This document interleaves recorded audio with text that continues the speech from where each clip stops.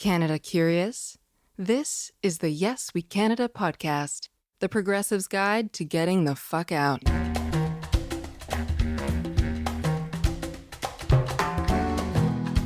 This episode? Ready! Aim! Wellness check! Racism in Canada.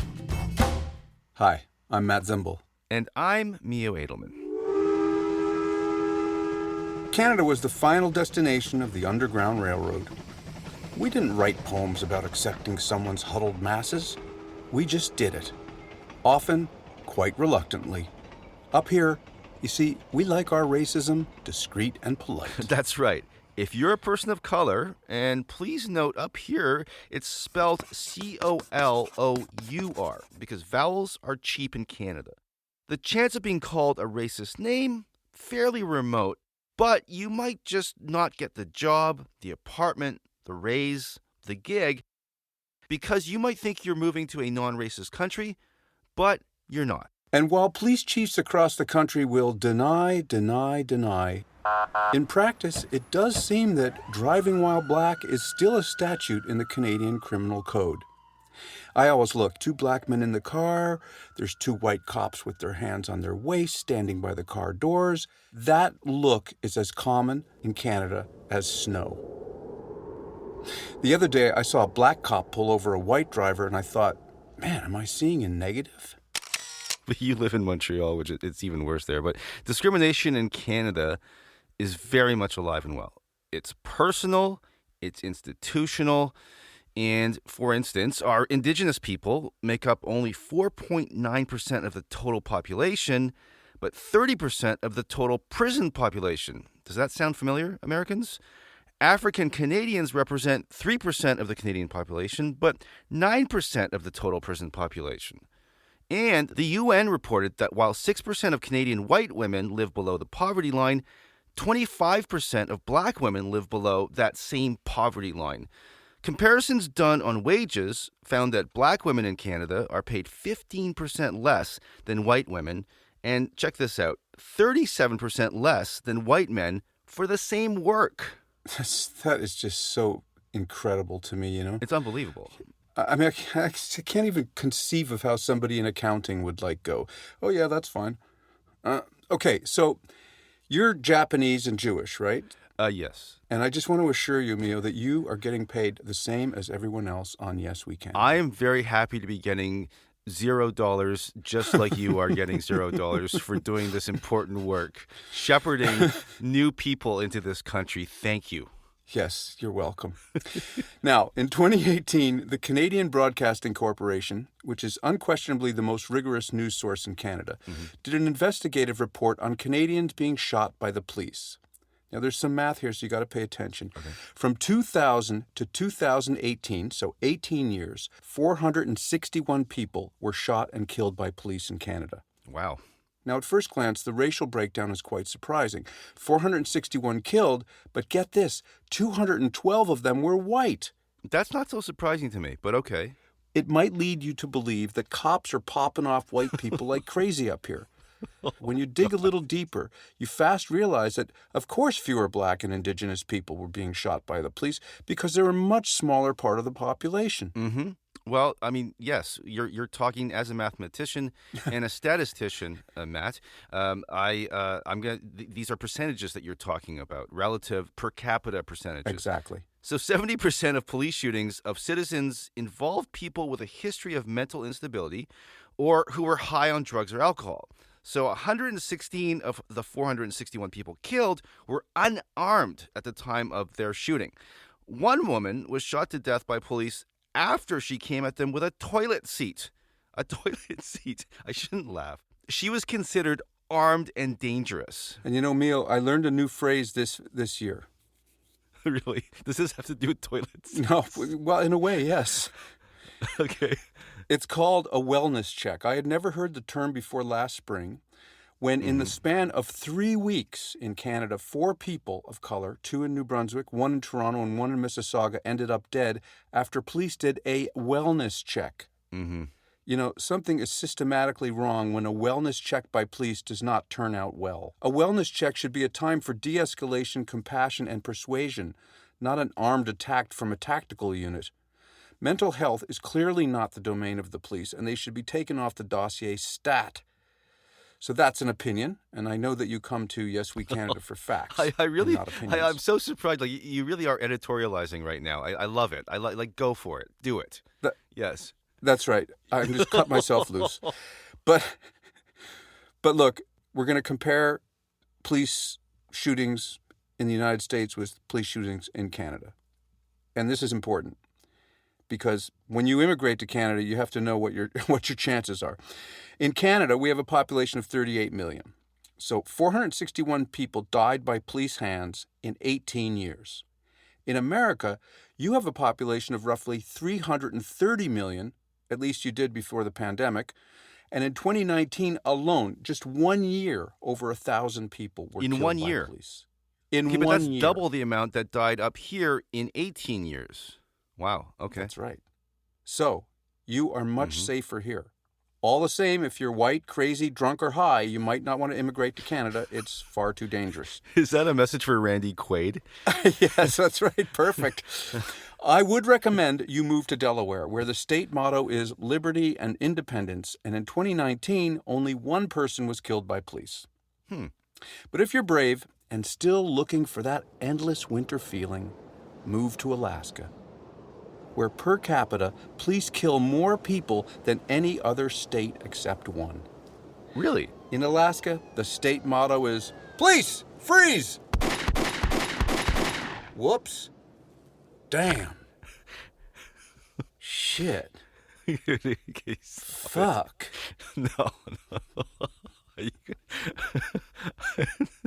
Are you going to tell me what the other state is, or is that coming later? I have the team on it. I have the team researching that. Okay, I don't want you to think that we're being completely smug here. American police clearly pop off more citizens than Canadian police do, but when it comes to race in Canada, there's a big problem. And I think that a big part of the problem is we love to think of ourselves as fair. I mean, I guess you do too, because your slave-owning founding fathers wrote that killer line for the Declaration of Independence, all men are created equal. I love that line. It's a good line. So we can fix this for you. If you're having a problem with racism and sexism in your workplace, you should start a diversity and inclusion committee, a D&I committee. Then you could hire a company to do a third-party institution-wide review of policies and practices. And then once you've spent all your money on consultants so you feel a little bit better about your workplace, boardroom, or management suites full of the entitled, you can put all these heartfelt emotions and commitments into your annual report. So good. Awesome. So good. It's so great. You can even do a mission statement. It's not going to help at the job interview, though. So if you're a person of color en route to Canada as an immigrant, you need to prepare yourself. Now, one method of securing a job interview that I'm going to recommend is kind of a slight revision to your name. Think of it as kind of like a nickname refresh. And I learned this process from a woman friend of mine who wanted to work on the ferry boats between Quebec City and Lévis. She had all the qualifications, but realized that they were only hiring men, so she officially changed her name from Carolyn to William. She got and aced the interview, and tricked as they were, they must have been mighty embarrassed because she was their first female hire. Wow. To this day, she's called William or Will, but I call her Bill and sometimes Captain. Captain Bill. Now, many of my black friends have become experts in what we call the CV whitewash. Tyrone Brown is not getting an interview, but Timothy Claridge Brown? Timmy, come on down! Jamal, you might want to jimmy up your first name for the CV. Pass the whiteout. That prestigious scholarship you got at the Black College? Control-delete. In front of a white Canadian employer, and that's the only kind I've ever faced in an interview, if you're a person of color, you know, you may have the chops, but do you have what's quaintly referred to as the fit? Culture fit, yeah. That's right. In Quebec, I'll give you another example, our provincial police, they're kind of like your state troopers, minus all the military surplus tanks and rocket launchers that the Bush administration made available to police forces around America to maintain public safety.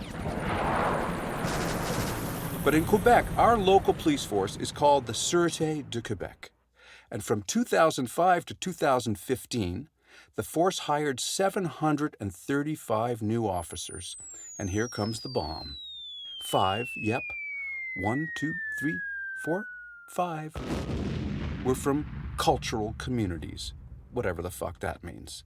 Maybe there were like 3 white Jews, 1 white Italian, and 1 white German with a beard who speaks Farsi. Less than 1% of the Sûreté police force is from the cultural community. By the way, Mio, where exactly is the cultural community? Because I bet the food and the dancing there are like crazy good. I mean, there's lots of cultural communities in Montreal. I love the way you count to 5 in French. Isn't it amazing? 1, 2, 3, 4, 5. It's incredible. Oh, there we go. So in a study that was done on how police force hiring policies reflect their local communities, only Halifax in Nova Scotia and Hamilton in Ontario came close to matching their diverse populations with diversity on their police forces. I've lived in Montreal for 30 years, and I have never once, not once, seen a Black, Asian, or Hispanic firefighter, and believe me, I keep looking. I mean, there must be one, but I've never seen him or her. I don't know. Maybe Black people don't want to be firefighters. Yeah, that must be it. The excitement, the excellent pay, the pension. Yeah, who would want that? Right. You know, white people in my province of Quebec are very touchy about outsiders, such as myself, pointing to these numbers and talking about institutional racism. Though I speak French, as an Anglo-American, I will always be slightly an outsider, a bit of a curiosity, and certainly unlicensed to hurl any criticisms of Quebec, my adopted homeland. I wish I could tell you that it was different in the boardrooms in this country, but certainly it is not. Canada's largest city, Toronto, is absolutely one of the most ethnically diverse places on the planet, and you can see much more of a diverse population in the management sector in Toronto than you can in Quebec. But its boardrooms remain relatively free of women, Black, brown, yellow, and red people. Maybe people of color don't want to be presidents of companies. Yeah, that must be it. Yeah. Well, there are limits. I mean, surely women must not want to be in the boardrooms in this country. But, you know, I mean, maybe women don't like serving on boards. It's boring. That's a good point. And the amount of money you make by subjecting yourself to that boredom 4 times a year? Mm-hmm. In a 2017 study by the Canadian Securities Administrators, of 660 public companies, 259 had no women on the board, 221 had just 1 woman on the board, and only 29 companies had more than 4 women on the board. Bay Street, really? Is this the best you got? Bay Street? Matt, you're going to have to explain Bay Street. Oh, right. For our American listeners, Bay Street is our Wall Street with just less money. A lot less money. Okay. It's time for action. Someone get HR on the phone, and let's get them to study this right away. Thank you. I'll be at the country club if you need me. Okay, listen. I do think we might be in the early stages of being relatively woke as a country. I think that's fair. In 2015, the Liberal government under Justin Trudeau was elected, and they built a pretty diverse federal cabinet, 50% of whom were women, a bunch of people of color, and this is no easy task for a cabinet maker. One has to balance the regions, the cities, the rural interests, the languages, cultural communities, and, of course, expertise.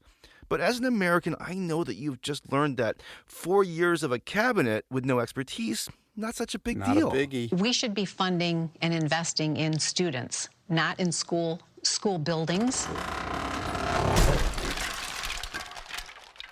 So this cabinet is gender balanced and very diverse. The Canadian government has also recently apologized to our Indigenous people for the residential school system, where Native children were forcibly removed from their families and placed into provincial boarding schools that were operated by the Christian Church, where they were abused and had their culture and language exorcised. To hear the stories of government and church collusion of horrors that went on into the late 1980s is jaw-dropping. To think that men and women of God could rain such atrocity on little children is there's just no way in. There's just no rear view mirror of the era or of the ignorance that makes it okay. It was a racial cleansing. It's nothing less than state-sponsored genocide, where some estimates place the children who died in the state and church-run facilities as more than 6,500 people. And another program brought to you by the Canadian government was called the 60s Scoop. And I know that sounds kind of catchy, like some kind of 1960s counterculture journalism, but actually it was a program where Native children were taken from their families, scooped off the reservation without permission, and adopted by white families. A cash settlement was made, a Truth and Reconciliation Commission was enacted, but the pain and the damage will be with the community for generations. Generational trauma. I mean, racism walks among us.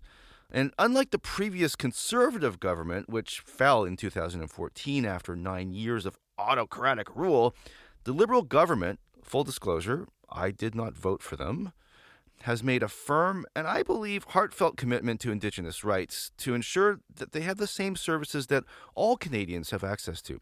But justifiably, Indigenous leaders in Canada are still trying to sort the government's talking points from the government's action items.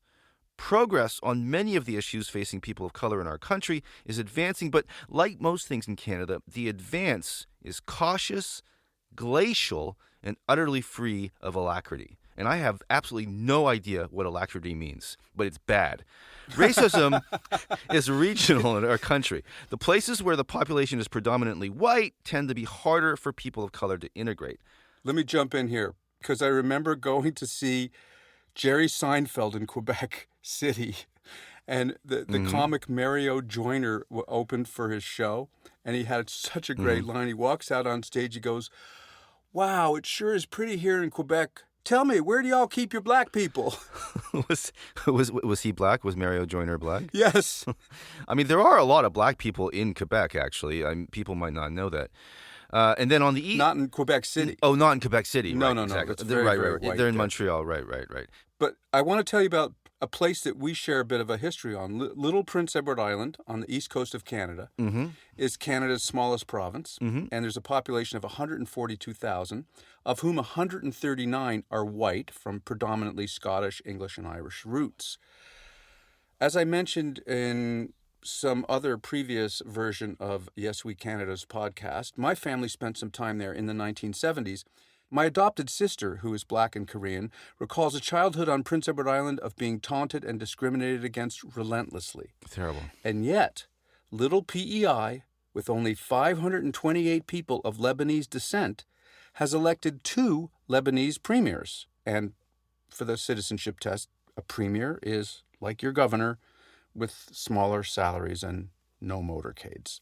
To that point, I once had spent the whole night up drinking in Charlottetown, and my buddies and I were hanging out in some small park, just lolling around in the park, and Joe Giz, one of those Lebanese premiers, walked through the park and by us, looked over at us and said, "Tough night, eh, fellas?"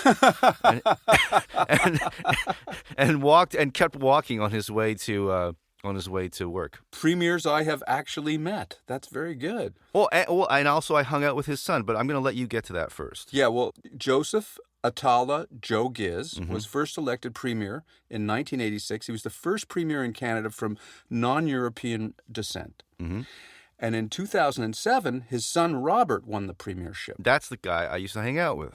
There you go. See, people are so close. Like, can you imagine being this close to a governor? That's right. We know everybody. No, that's what I mean. Yeah. Everybody.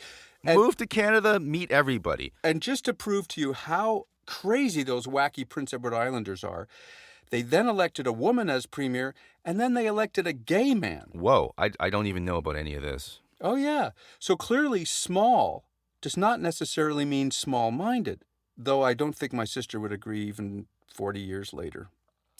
So when your application to Canada is approved, you might want to write to the Minister of Citizenship and Immigration to thank him.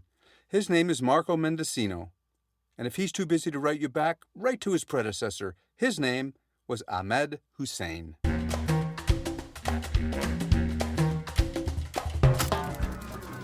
Hang on just a second here. We've got some breaking news. This just in, Montreal has confirmed a new fire chief. Richard Liebman will be Montreal's first Jewish fire chief. He says one of his first priorities is to deal with the lack of diversity in the Montreal Firefighters Brigade that is currently at 1%. Reached for comment, Liebman's father said, "I've wanted my son to be top doctor, and now he's top firefighter. Oi!"